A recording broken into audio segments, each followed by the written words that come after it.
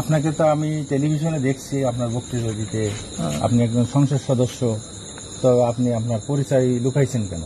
আপনি তো অন্য পরিচয় দিয়েছেন, মাস্টার পরিচয় দিয়েছেন কেন? আমি প্রথমে বলছি আমি কি করতেন, আমি শিক্ষকতা করতাম, তারপরে আমি বলছি, আমি নিজেই বলছি। খুলনা ৫ আসনের সাবেক সংসদ সদস্য এমপি এবং সাবেক ভূমিমন্ত্রী নারায়ণ চন্দ্রকে আটক করেছে বর্ডার গার্ড। রোববার সন্ধ্যায় তাকে আটক করা হয়। বিষয়টি নিশ্চিত করেছেন বিজিবির জনসংযোগ কর্মকর্তা শরীফুল ইসলাম।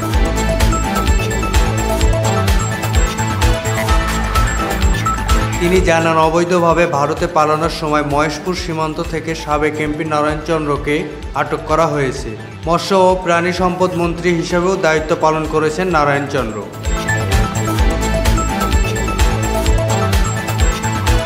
Khokon Ahmed, sky channel.